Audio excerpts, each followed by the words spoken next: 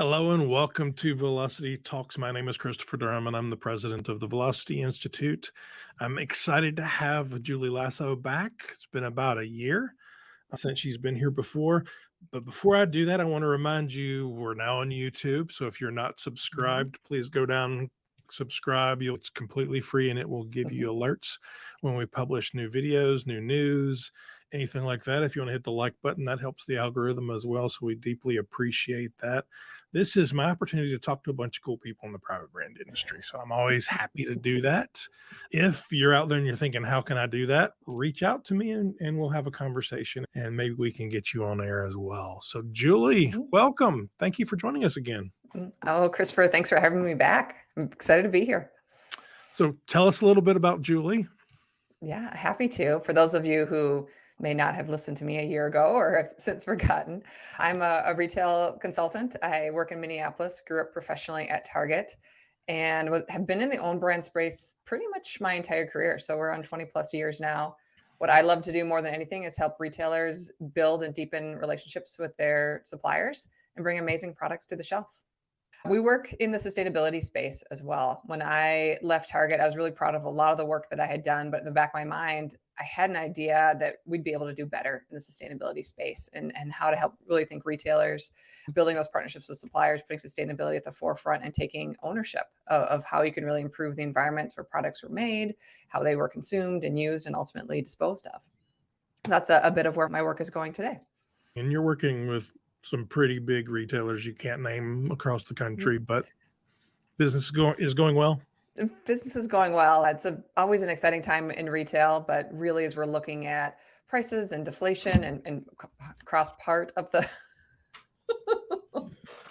this is going to be your best recording yet. But as you're looking people love that kind of stuff. It's okay. Excellent. Cat just jumped up to see me. Oh, he loves you. That's wonderful. But in any case, what I was saying though, that broadly, as you're starting to see prices come down across some pockets of the economy, some of the commodity markets are starting to come down. It's just very dynamic space. And I think we're still continuing to imagine what partnerships look like. And as we get ready for the next couple of quarters, which I think all signs indicate that's going to be some pretty interesting going as far as the economy is concerned. I know you've played in that negotiation, sourcing, all of that space, and you have an interest in sustainability. How do those things come together, work together, or do they? Oh, they absolutely do. And I think it starts where almost all strategies need to start, with a clear understanding of what your priorities are. In negotiations, the key element of starting a great negotiation is being transparent with what you want and asking a lot of questions. So I find that the retailers that have a perspective on sustainability put that out there as an expectation of their partners, whether it's within their own brand or private label standards, their commitments to their consumers. You need to work with your partners to bring that to the table. And if that's an element of the negotiation, you can value that.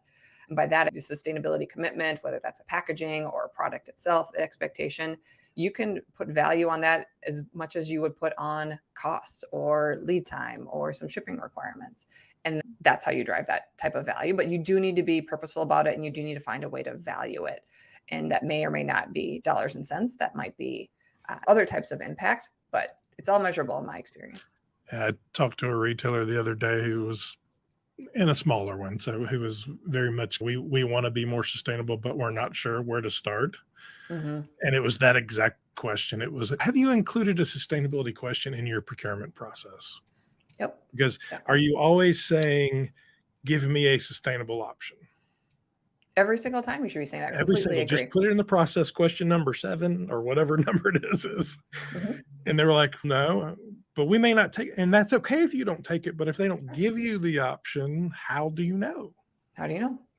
Well, and you said smaller too. So there might be some limitations on how how this group interacts with their customer base too. But understand what their expectations are. I feel like there are some sustainability requirements that are becoming more and more the expectation in table stakes. And so no matter what size of a retailer you are, I think you want to at least understand that and understand how or if you're going to address that expectation. Because if you're meeting it, yeah, let's talk about it then too. And they came back and I was like, you realize your much larger competitor is already doing that, which means there are people making that for them already. For sure. So maybe you Prices just start to need to fall.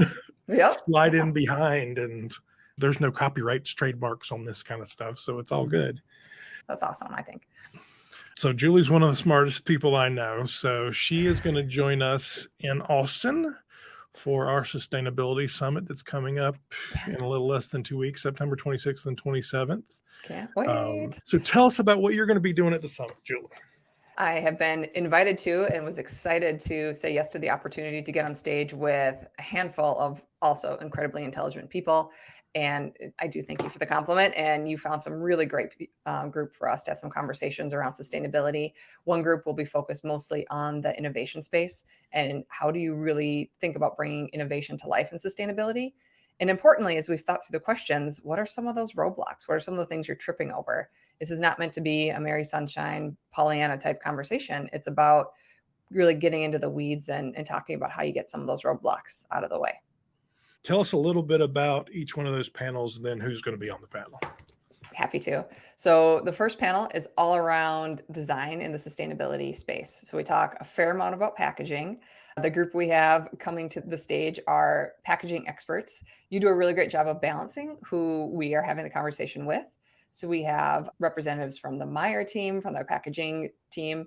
We've got some groups from the marketing space and brand builder space. Actually, two within that group that both have a slightly different philosophy when it comes to supporting brand development and what that looks and feels, and how to work really collaboratively to overcome some of the barriers in bringing more innovative design to the table. The other panel is almost exclusively focused on innovation and very much focused in the collaboration space. So here again, it's a great balance of conversation. We've got leaders from the Thrive Market group. We have an innovation and sustainability leader from Nature's Touch, so more in the production space. She actually ends up being a small business owner. Has an orchard that's also fully sustainable and regenerative. Which is very cool, yeah. Yeah, we'll talk a little bit about that, how that starts to play out. And then another manufacturer supplier as well that's in the organic space. And here our conversation, similar to the prior one, we're really trying to get past the roadblocks and dig in deep to say, what do you actually need to be able to move some of these conversations forward, and not trying to make it seem like it's super easy. There's some challenges, but both of these groups have found really interesting ways, in my opinion, of getting past some of the initial barriers and focusing on meaningful impact, even if it's not perfect. Like, how do you just start building momentum and talking about progress and letting go of the perfection? So those are how the conversations are shaping up, and I can't wait to hear how they play live in front of the group and where the conversation ends up going. The conference is a private brand conference, first of all, because everything we do starts with a private brand, right? Yep. But then it has a sustainability focus. So people ask me about the theme. The theme is sustainability, right? Yep, absolutely.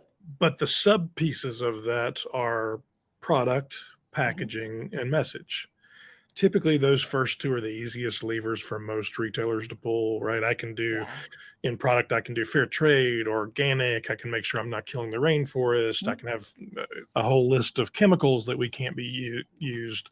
The second one being packaging.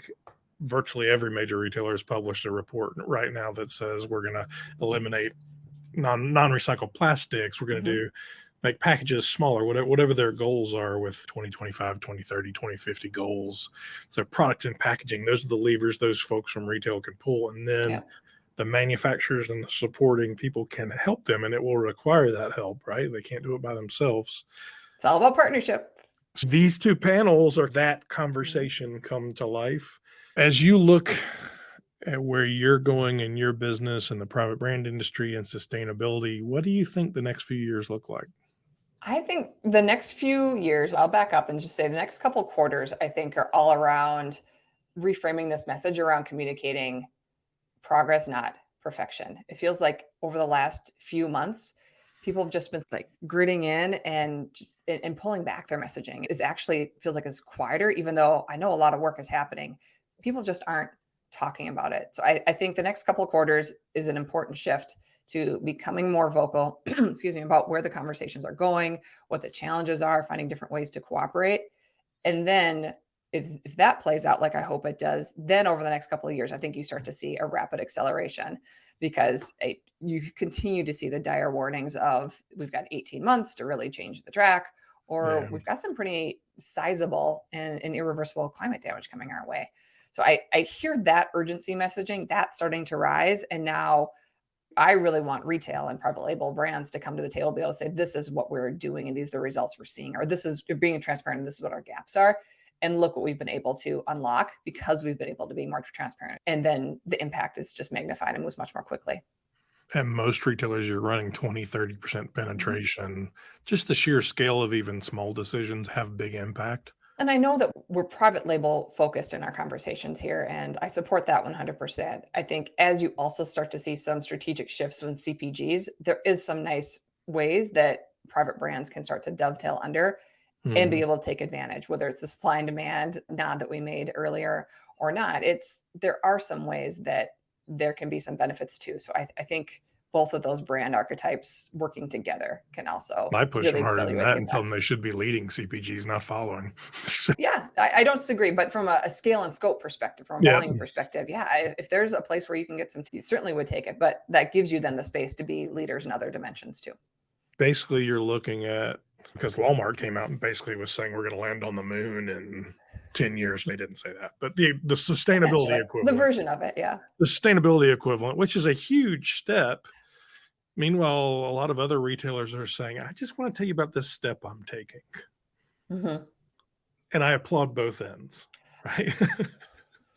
Exactly, exactly. I couldn't agree more. I do think you have to have moonshot. I do think you have to be aspirational and inspirational, but what does that always mean? So a specific step is something that can resonate much more, especially if you don't live and breathe retail or private brands or sustainability every day. Some one thing that is specific to you as a consumer, I think that can make a tremendous amount of difference. And then you can start building people's understanding and comfort, and then they can start to scale and go on that journey with you.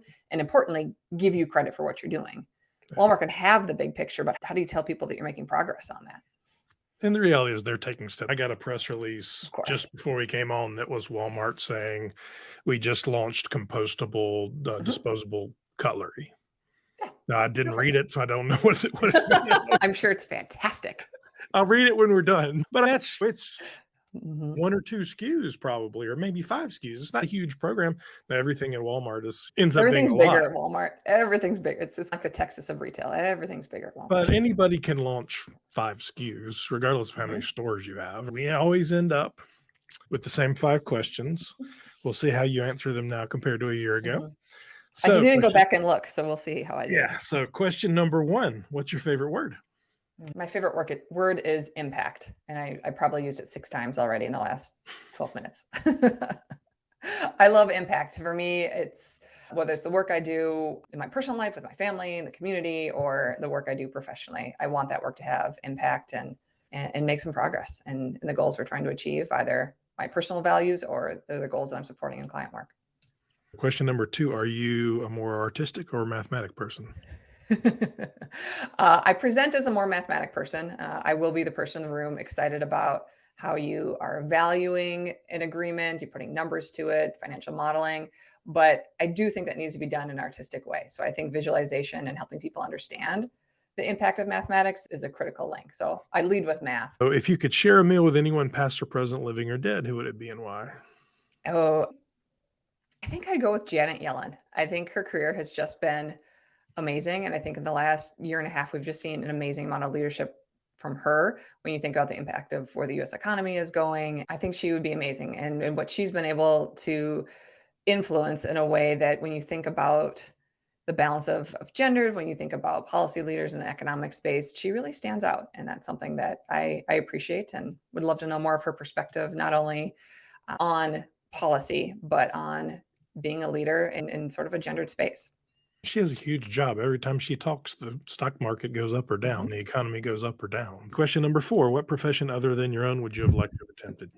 This was a bit of a tie-in. I admit that I had to think about this, but when I first was in school, I was in economics and lit double major, and I wanted to be able to write economic policy, and so that's a piece of why I've followed Janet Yellen. I think she's fantastic because that's also work that I would have loved. I really thought that I saw economics as the psychology or the explanation of how people use money and interact and to make an economy, and that piece, that human element of economics, is something I always found interesting, and I wanted to be able to build and influence that. one of the retailers that I worked for, I'm sure they probably still do, but at the time I was there, had a couple of economists from the Chicago School of Economics on Hmm. staff who would present to the entire buying team and all of those a Yeah. couple times a year. I thought it was fascinating. Hmm. One Absolutely. of the guys was fascinating. The other one was dry as dirt. That's not the economics fault.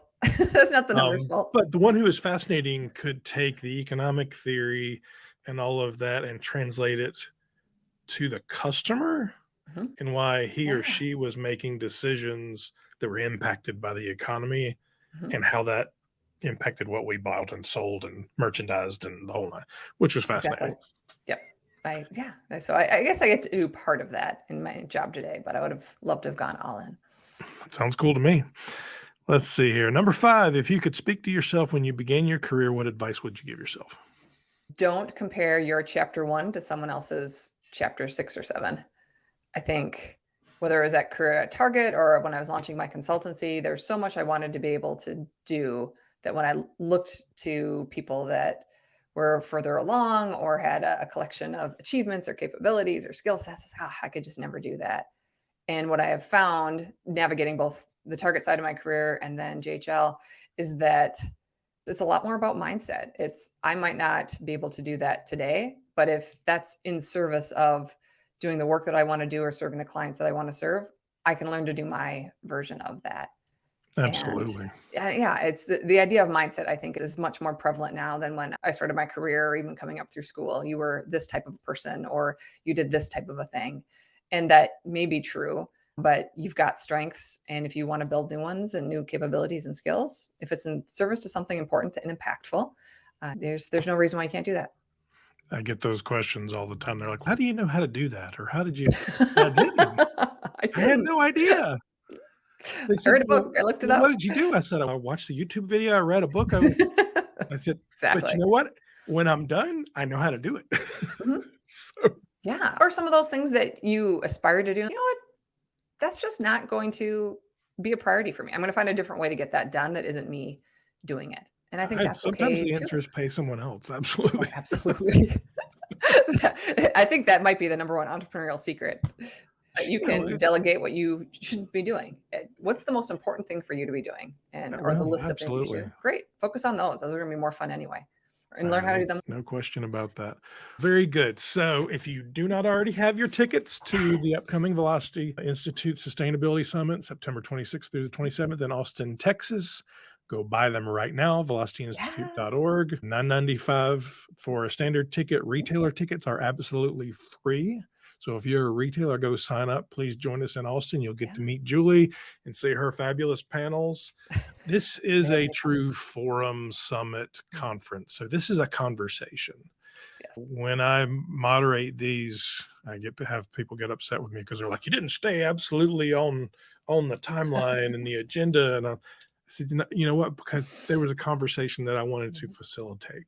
So Yep. come be part of the conversation, be part of the solution. And that's where it gets really exciting in both private brand and sustainability. And Julie will be there. Mhm. Yep, and I'm excited to see you. Yeah, please reach out. I've been before. It's a really fantastic space, and I agree. It feels different than any other conference that's out there. It's much more conversational about community building, and I get a lot of energy from that. And the people that are there do as also. So come join us. Absolutely. Come. Thank you, Julie. Thanks, Christopher.